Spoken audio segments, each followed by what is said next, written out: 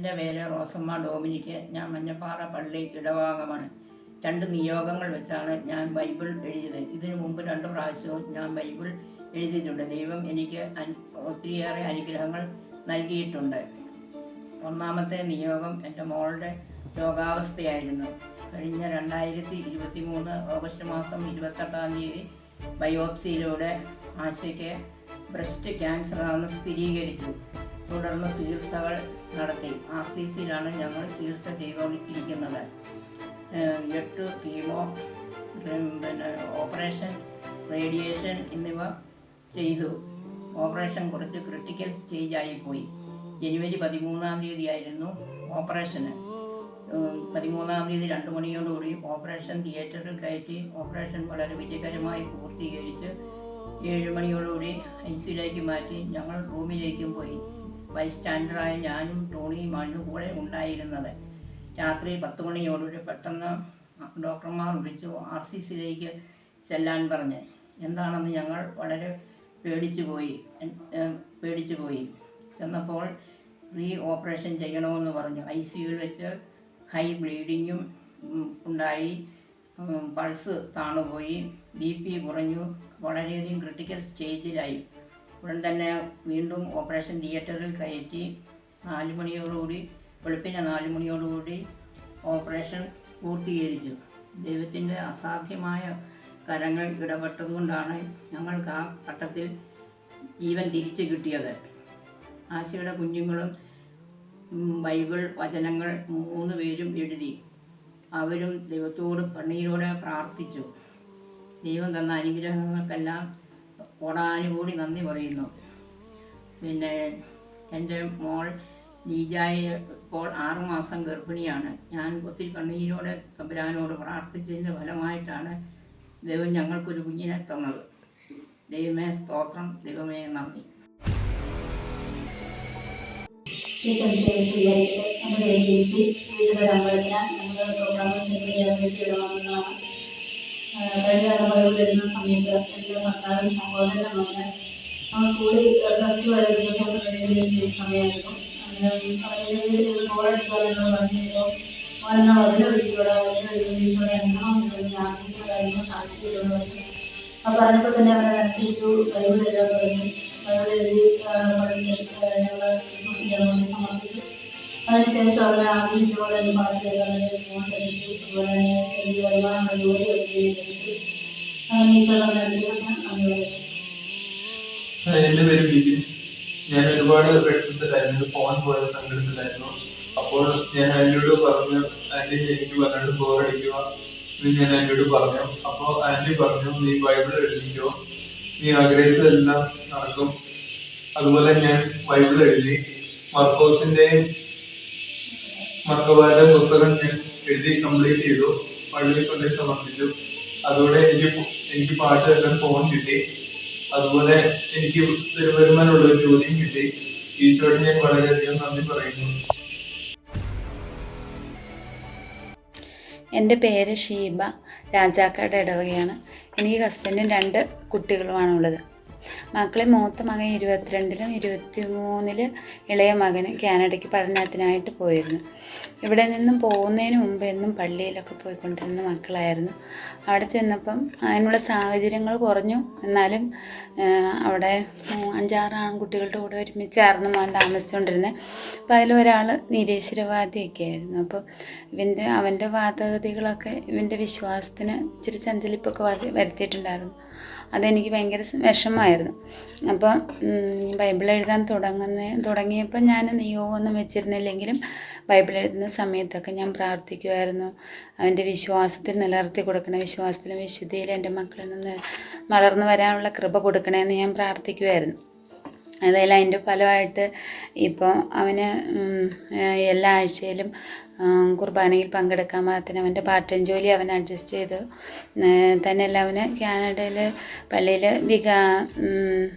അവിടുത്തെ പള്ളിയിൽ കൈക്കാരനായിട്ട് അവനെ തിരഞ്ഞെടുക്കുകയും ചെയ്തു. അതുകൊണ്ട് മുടങ്ങാതെ ഇപ്പം കുർബാനയിൽ പങ്കെടുക്കുന്നുണ്ട്. ദൈവത്തിൻ്റെ വലിയൊരു അനുഗ്രഹമാണ്. പിന്നെ എൻ്റെ 2ാമത്തെ മകനാണെങ്കിൽ എടുത്തിരിക്കുന്ന കോഴ്സ് ഇച്ചിരി ടഫാണ്. ഇൻട്രാക്റ്റീവ് മീഡിയ ഡെവലപ്മെൻറ്റ് എന്ന് പറഞ്ഞൊരു കോഴ്സാണ്.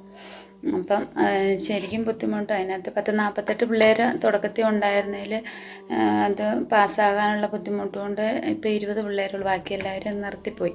അപ്പോൾ ഇവൻ മാത്രമേ ഈ 19 വയസ്സുകാരൻ, ഇവൻ +2 കഴിഞ്ഞ് പോയതാണ്. ബാക്കി എല്ലാവരും 10-26 വയസ്സിന് മേളിലുള്ളവരും ഈ ഫീൽഡിൽ വർക്ക് ചെയ്തുകൊണ്ടിരുന്നവരൊക്കെയാണ്, കമ്പ്യൂട്ടർ ഫീൽഡിൽ. ഇവ മാത്രമേ അല്ലാത്തൊരു കൊച്ചുള്ളൂ. പിന്നെ പാർട്ട് ടൈം ചെയ്യാൻ ഒരു ദിവസമാണെങ്കിലും പാർട്ട് ടൈം ചെയ്യാനൊന്നും സമയമില്ല. 5 ദിവസവും ക്ലാസ്, 8 തൊട്ട് 5 വരെ ക്ലാസ്സുമാണ്. അപ്പോൾ ഇത് നല്ല ബുദ്ധിമുട്ടാണ് പഠിച്ചെടുക്കാനായിട്ട്. ഉറങ്ങാനൊക്കെ സമയം കുറവാണ്. എന്നാലും ഇവന് ഇഷ്ടമുള്ള കോഴ്സ് ആയതുകൊണ്ട് അവന് അത് കഷ്ടപ്പെട്ടിരുന്നായാലും കൂടുതൽ സമയമൊക്കെ ഇരുന്ന് പഠിക്കുന്നുണ്ടായിരുന്നു. പക്ഷെ അവന് പാസ്സാകാനൊക്കെ നല്ല ബുദ്ധിമുട്ടായിരുന്നു. ഓരോ കോഴ്സ് നമ്മൾ ഒരു സബ്ജക്റ്റ് ഏതെങ്കിലും നമുക്ക് കിട്ടാതെ വന്നിട്ടുണ്ട്, വീണ്ടും അത് ലക്ഷങ്ങൾ മുടക്കി വീണ്ടും എഴുതേണ്ടിയൊക്കെ വരും. അപ്പോൾ അപ്പം നിയോഗത്തിൽ ഇത് ഞാൻ പ്രാർത്ഥിക്കുമായിരുന്നു, അവനെ വിജയകരമായിട്ട് ഈ കോഴ്സൊന്ന് പൂർത്തിയാക്കാൻ വേണ്ടി അനുഗ്രഹിക്കണേന്ന് പ്രാർത്ഥനയിൽ എന്നും ദൈവത്തോട് നിന്ന് അപേക്ഷിക്കാറുണ്ടായിരുന്നു. അപ്പം അവനിപ്പം ഫസ്റ്റ് സെമ്മ് തീർന്നതേ ഉള്ളൂ. ഇനി 6 സെമ്മാണുള്ളത്. അപ്പോൾ അടുത്ത ഫസ്റ്റ് സെമ്മെല്ലാം നന്നായിട്ട് പാസ്സായി, നല്ല മാർക്കോടെ തന്നെ അവൻ പാസ്സായി. ഇപ്പം സമ്മർ ബ്രേക്കാണ്, 4 മാസം. അതിന് ശേഷം വീണ്ടും ക്ലാസ് തുടങ്ങും. അപ്പോൾ അടുത്ത ബൈബിൾ എഴുത്തിന് ഞാൻ നിയോഗം വെച്ചിരിക്കുന്നത് അവൻ്റെ കോഴ്സ് വിജയകരമായിട്ട് പൂർത്തിയാക്കാനുള്ള കൃപ കൊടുക്കണമെന്നാണ് പ്രാർത്ഥിച്ചിരിക്കുന്നത്. എന്തായാലും അവർക്ക് എല്ലാ അനുഗ്രഹങ്ങളും ദൈവം പുറത്താണേലും എല്ലാം കൊടുക്കുന്നുണ്ട്. പാർട്ട് ടൈം ജോലിയാണേലും അല്ല. ഇതിപ്പം കൊച്ച് മൂത്തമ്മ വിളിച്ചു പറഞ്ഞവന് അവൻ്റെ ക്ലാസ് തീർന്നിട്ട് 1 മാസത്തോളം ആയിരുന്നു, ഫുൾ ടൈം ജോലിയിലേക്ക് ആയില്ലായിരുന്നു. അപ്പം ഇന്ന് വിളിച്ച് അവന് ഫുൾ ടൈം ജോലി ആയമേന്നും പറഞ്ഞ് വിളിച്ച് പറഞ്ഞപ്പം അവന് ഞാൻ നിയോഗം വെച്ചായിരുന്നു, ഈ പ്രാവശ്യം ബൈബിൾ റീഡിങ്ങിൽ ഞാൻ കൂടിയിട്ടുണ്ട്. അപ്പോൾ അത് ഞാൻ കൃത്യമായിട്ട് ബൈബിൾ വായിച്ച് അതിൽ പങ്കെടുത്തോളാം. എൻ്റെ മകന് ഒരു ഫുൾ ടൈം ജോലി, ഈശോയ്ക്ക് ഇഷ്ടമുള്ള ഒരു ജോലി അവന് കൊടുക്കണമെന്ന് പ്രാർത്ഥിച്ചിരുന്നു. എന്തായാലും ഇന്ന് അവൻ വിളിച്ച് പറഞ്ഞു അവന് ഫുൾ ടൈം ജോലി ആയെന്ന്. അങ്ങനെ ദൈവം മക്കളെ എല്ലാ അനുഗ്രഹങ്ങളും കൊടുത്ത് ദൈവകൃപയിൽ നിലനിൽക്കാൻ വേണ്ട അനുഗ്രഹങ്ങളെ കൊടുത്ത് അനുഗ്രഹിക്കുന്നുണ്ട്. ഈശോയ്ക്ക് 1000 നന്ദി പറയും. എൻ്റെ പേര് ഷൈനി, വീട്ടുപേര് കൊച്ചിയാരോട്ട്. ഹസ്ബൻഡും 2 മക്കളുമാണ് എനിക്കുള്ളത്. ഞാൻ നെടുങ്കണ്ടം ഇടവക അംഗമാണ്. എനിക്ക് അപകടം പറ്റി ആശുപത്രിയിൽ നിന്ന് വന്നു കഴിഞ്ഞാൽ 1 വർഷക്കാലത്തിന് CMC ഗവൺമെൻറ്റിലാണ് നോക്കിയത്. അവിടെ ഒരു സിസ്റ്റർ ഉണ്ടായിരുന്നു, സിസ്റ്റർ അഞ്ജലി.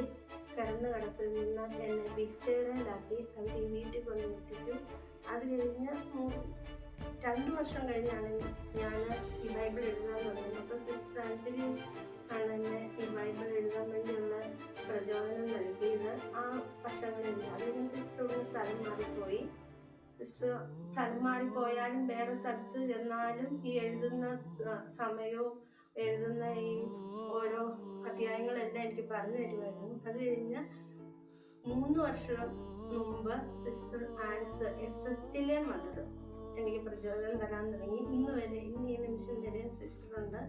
സിസ്റ്ററുമാണ് എനിക്കിത് മുന്നോട്ട് കൊണ്ടുപോകാനുള്ള എല്ലാ പ്രചോദനങ്ങളും നൽകിക്കൊണ്ടിരുന്നത്. ഒരു പ്രാവശ്യം ബൈബിൾ എഴുതുമ്പോൾ എൻ്റെ ബൈബിൾ കാണാതെ പോകുമ്പോൾ സിസ്റ്റർ അവിടെ നോക്കി തേടി എടുത്തുകൊണ്ടുവന്ന് തരുമായിരുന്നു.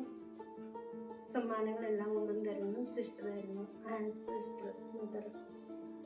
ഞാൻ എഴുതിയ ബൈബിളാണ് ഈ കാണുന്നതൊക്കെ. അതിന് കിട്ടിയ സമ്മാനങ്ങളുമാണിത്. പിന്നെ എനിക്കൊരു സമ്മാനം കിട്ടി 2022 നെടുങ്കണ്ടത്തിലെ എൻ്റെ പ്രായത്തിലുള്ള 40 വയസ്സ് മുതൽ 50 വയസ്സ് വരെയുള്ളവരുടെ ഇതിലെ 1ാം സ്ഥാനമായിട്ട് സമ്മാനം എനിക്ക് കിട്ടിയിട്ടുണ്ട്. ഇതൊക്കെയാണ് എന്നെ ദൈവം ഇത്രത്തോളം സഹായിച്ചത്. ആത്മീയമായിട്ടും സഹായിച്ചു, ശാരീരികമായിട്ടും സഹായിച്ചു. അങ്ങനെ ഇത്രയും കിട്ടിയേക്കുന്നു എനിക്ക്. ഇനി